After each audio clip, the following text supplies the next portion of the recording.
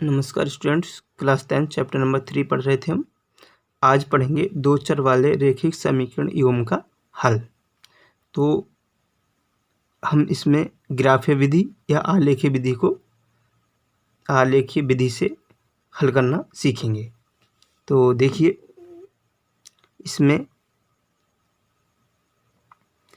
ये 3.1 में हमने 3 क्वेश्चन किए थे। तो पहला क्वेश्चन था x - 7y + 42 = 0। ये दो समीकरण आई थी। और x - 3y - 6 = 0। ये दो समीकरण पहले क्वेश्चन में किए थे हमने। तो जब हमने ग्राफ बनाया तो कुछ इस टाइप का ग्राफ बना था हमारा।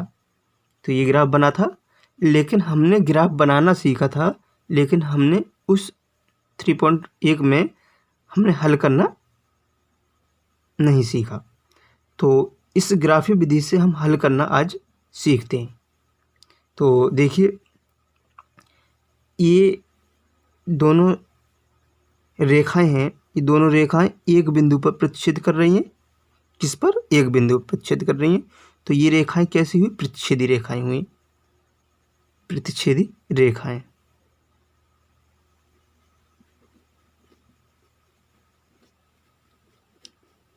प्रतिच्छेदी रेखाएं हुई।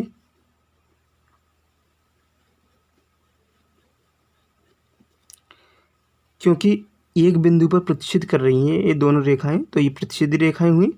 और इसका जो हल होगा केवल एक हल होगा या एक अद्वितीय हल होगा। तो एक अद्वितीय हल, एक अद्वितीय हल, एक अद्वितीय हल। तो हम देखते हैं, ये पहला क्वेश्चन था। तो हम देखते हैं कि ये रेखाएं, अगर दो रेखाएं एक दूसरे को प्रतिच्छेद करती हैं तो उस बिंदु पर, जिस बिंदु पर प्रतिच्छेद करती हैं, तो वो रेखाएं प्रतिच्छेदी रेखाएं कहलाती हैं। तो वो बिंदु क्या कहलाता है? वो बिंदु है। और जो बिंदु के जो निर्देशांक आएंगे, या जो बिंदु जिस बिंदु पर पॉइंट पर कर रहा है, ये एक्स अक्ष है और ये वाई अक्ष पे। तो ये एक्स अक्ष और वाई अक्ष जिस बिंदु पर प्रतिच्छेद करते हैं, तो यहाँ पर कोई ना कोई बिंदु होगा। तो वही बिंदु इसके क्या होंगे? हल होंगे। ये हमें पढ़ना है। तो पहली बात ये है कि दो रेखाएं एक दूसरे को प्रतिच्छेद करती हैं, तो उन रेखाओं को हम प्रतिच्छेदी रेखाएं कहते हैं। और जब वो प्रतिच्छेदी रेखाएं हैं तो उनका एक अद्वितीय हल होगा, यानी कि एक अद्वितीय हल होगा या केवल एक हल होगा। तो ये आप समझे। और दूसरी बात यह है कि एक हल हो या अनेक हल हो, यानी कि एक हल हो या अनेक हल हो, तो वो युग्म कैसा होगा? संगत युग्म होगा। कैसा युग्म होगा? संगत युग्म। संगत युग्म होगा। तो हमें इसमें 3 पॉइंट को ध्यान रखना है। यदि दो रेखाएं एक दूसरे को प्रतिच्छेद करती हैं तो प्रतिच्छेदी रेखाएं कहलाती हैं। नंबर 1, जब वो रेखाएं प्रतिच्छेद करती हैं तो उसका जो हल होगा तो एक अद्वितीय हल होगा या केवल एक हल होगा। दूसरा पॉइंट ये था। तीसरा पॉइंट है कि जब एक अद्वितीय हल है तो वो समीकरण युग्म है, ये समीकरण युग्म कैसा होगा? संगत युग्म होगा। बात समझ में आई? ये 3 पॉइंट ध्यान रखने हैं हमें। अगर ये कंडीशन है तो हमें ये तीनों पॉइंटों को ध्यान रखना है। अगर मैं ये कह दूँ तो एक अद्वितीय हल है, तो एक अद्वितीय हल है तो इसका मतलब यह है कि वो रेखाएं प्रतिच्छेद रेखाएं भी हैं, यानी वो रेखाएं कैसी हैं? वो प्रतिच्छेद रेखा भी हैं, अगर उनका एक अद्वितीय हल है तब। ठीक है। तो हम इसमें ग्राफीय विधि में 3 पॉइंटों को ध्यान रखना है। तो अगर हमने दूसरा क्वेश्चन किया था तो दूसरे क्वेश्चन को देखते हैं। हमने क्वेश्चन नंबर 2 किया था। तो क्वेश्चन नंबर 2 में जो हमारा ग्राफ बना था, जो इस प्रकार का ग्राफ बना था, यानी कि दोनों रेखाएं एक दूसरे को ओवरलैप कर रही थी, यानी कि एक रेखा दूसरी रेखा के ऊपर थी। तो जब एक रेखा दूसरी रेखा के ऊपर होती है तो ऐसी रेखाओं को हम बोलते हैं समपाती रेखाएं। संपाती रेखाएं बोला जाता है। और इसके जो हल होंगे वो अपरिमित रूप से अनेक हल होंगे। अपरिमित रूप से अनेक हल।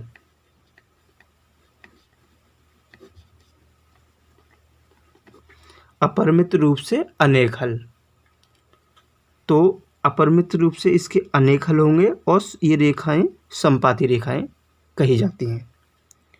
और जो इनका युग्म होगा वो संगत युग्म होगा। संगत युग्म होगा, यानी कि ये दो युग्म हैं, ये दो समीकरण दे रखी हैं, तो कैसा युग्म होगा? संगत युग्म होगा। क्यों होगा? क्योंकि हल हो, एक हल हो या अनेक हल हो, तो वो संगत युग्म कहलाते हैं।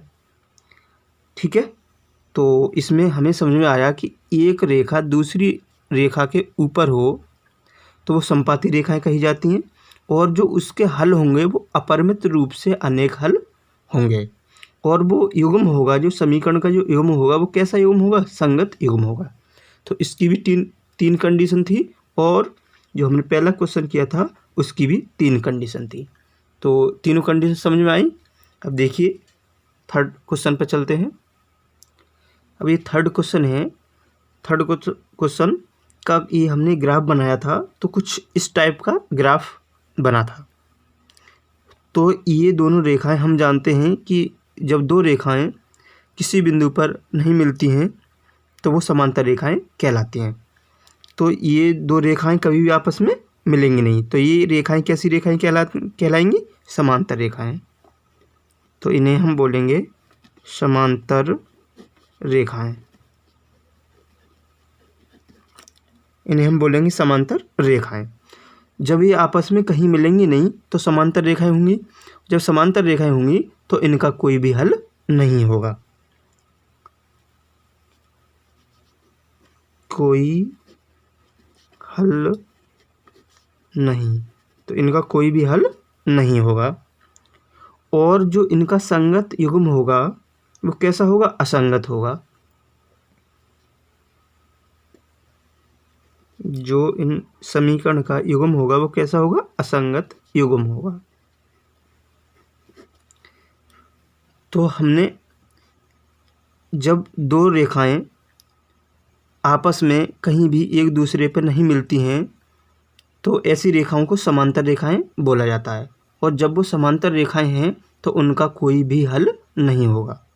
कोई हल नहीं होगा। और जब कोई हल नहीं है तो वो युग्म, जो समीकरण का युग्म है वो असंगत युग्म कहलाता है। तो हमने ये ग्राफीय विधि से पढ़ा कि एक अद्वितीय हल कब होगा? जब रेखाएं प्रतिच्छेद करेंगी तो अद्वितीय हल होगा। जब रेखाएं एक दूसरे के ऊपर होंगी तो अपरिमित रूप से अनेक हल होंगे। और जब रेखाएं समांतर होंगी तो उनका कोई भी हल नहीं होगा। तो जब रेखाएं प्रतिच्छेद करती हैं तो वो प्रतिच्छेदी रेखाएं कहलाएंगी। जब रेखाएं एक दूसरे के ऊपर हों तो संपाती रेखाएं, और जब रेखाएं एक दूसरे को कहीं भी ना मिलें तो वो समांतर रेखाएं कहलाती हैं। समझ में आया? तो ये था ग्राफीय विधि से हल। हम ये बता सकते हैं कि ग्राफ द्वारा, आलेखी विधि द्वारा या ग्राफ द्वारा कि इनका हल होगा वो कैसा होगा, या रेखाएं होंगी वो किस टाइप की होंगी, संपाती होंगी, समांतर होंगी, प्रतिच्छेदी होंगी, या जो युग्म होगा उनका संगत होगा या असंगत होगा। तो ये 3 पॉइंट क्लियर हुए। तो देखिए अभी हमने पढ़ा था ग्राफीय विधि से हल करना। अब पढ़ेंगे x, y व अचर पद के अनुपात की तुलना करके बता सकते हैं कि जो हल होगा वो किस प्रकार का होगा। संगत, वो अपरिमित रूप से अनेक हल होगा या अद्वितीय हल होगा। तो देखिए पहला ही क्वेश्चन लिया है हमने, तो करते हैं। ये हमने पढ़ा था a1x, व्यापक समीकरण पढ़ा था हमने a1x plus b1y plus c1 बराबर 0, a2x plus b2y plus c2 बराबर 0 से तुलना कर देते हैं। जब हम इससे तुलना करेंगे तो a1 का मान देखिए, यानी x का कोएफिशिएंट, y का कोएफिशिएंट और अचर पद। तो x का कोएफिशिएंट यहाँ पर क्या है, 1 है, तो a1 upon a2, a1 upon a2, a1 upon a2 कितना है, 1 अपॉन 1, तो बराबर कितना आएगा, 1। ऐसे ही b1 upon b2 equal to, b1 का मान देखिए कितना है, माइनस के साथ, और b2 का मान कितना दे रखा है, माइनस के 3। यानी कि हमने इसकी तुलना समीकरण 1 मान लीजिए इसे, या समीकरण 2 मान लीजिए, तो हमने इसकी तुलना a1x plus b1y plus c1 से कर दी, और जो दूसरी समीकरण है हमने इसकी तुलना a2x plus b2y plus c2 से कर दी। तो b1 अपॉन b2 कितना आया, 7/3, माइनस से माइनस कट गया, तो कितना आ जाएगा, 7/3। ऐसे ही c1 अपॉन c2 निकाला हमने, तो c1 अपॉन c2 प्लस के 42 अपॉन माइनस के 6, तो कितना आया, माइनस के 7 आया। तो देखिए ये हमने तीनों निकाल लिए, a1 अपॉन a2 बराबर b1 अपॉन b2। हमें तीनों की निकालने की आवश्यकता नहीं थी, लेकिन हमने तीनों निकाल लिए। हम दो के आधार पर ही बता सकते हैं। तो यहाँ पर a1 अपॉन a2 का मान b1 अपॉन b2 के मान के बराबर नहीं है। जब ये मान इस मान के बराबर नहीं है तो एक अद्वितीय हल होगा, एक अद्वितीय हल, एक अद्वितीय हल। और जो रेखाएं हैं वो कैसी रेखाएं होंगी, प्रतिच्छेदी रेखाएं होंगी, प्रतिच्छेदी रेखाएं। और जो युग्म होगा वो कैसा युग्म होगा, हमने अभी पढ़ा था कि अद्वितीय हल है तो संगत युग्म होगा। कैसा युग्म होगा, संगत युग्म होगा। ठीक है, तो ये वो तो हमने बताया था ग्राफ के आधार पर, लेकिन हम इसे एक्स वाई और अचर पद की तुलना करने पर हम इसे बता सकते हैं कि ये अद्वितीय हल होगा, रेखाएं कैसी होंगी और युग्म होगा वो किस प्रकार का होगा। ठीक है, इसी प्रकार दूसरा क्वेश्चन लेते हैं। ये दूसरा क्वेश्चन है, तो इसकी जो रेखाएं आई थी यानी समीकरण आई थी, तो 3x प्लस 6y माइनस 3900 और बराबर 0, x plus 2y minus 1300 equal to 0। तो इसकी भी तुलना करते हैं। तो a1 अपॉन a2,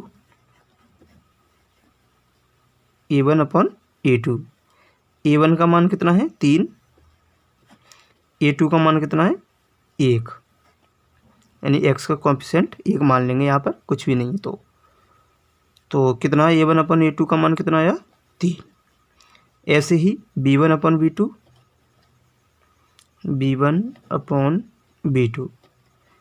b1 का मान कितना है, 6, b2 का मान कितना है, 2, तो 2 तिया 6, b1 अपॉन b2 का मान भी कितना आया, 3 आया। c1 अपॉन c2, तो माइनस के 3900 c1 का मान, c2 का मान कितना है, माइनस के 1300, तो माइनस से माइनस कट गया और 13 तिया 39, 3 आ गया। तो देखिए यहाँ पर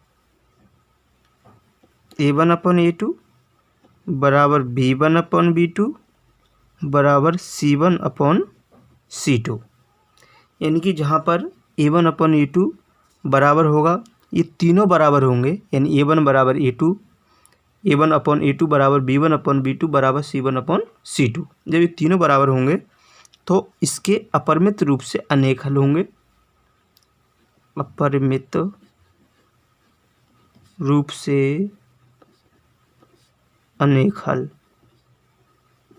अनेक हल, इसके अपरिमित रूप से अनेक हल।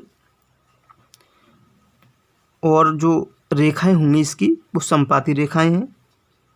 कैसी रेखाएं होंगी? समपाती रेखाएं। समपाती रेखाएं मतलब एक दूसरे के ऊपर ओवरलैप करेंगी। और जो संगत युग्म होगा वो कैसा होगा? संगत युग्म होगा। संगत युग्म, ठीक है। तो तीसरा क्वेश्चन करते हैं। देखिए तीसरा क्वेश्चन हमारा था 2x + y - 160 बराबर 0, 4x + 2y - 300 बराबर 0। इसकी भी a1x + b1y + c1 बराबर 0 से तुलना कर देते हैं। और 2 की तुलना, इस समीकरण 2 है, a2x + b2y + c2 से कर देते हैं। तो देखिए इसमें a1/a2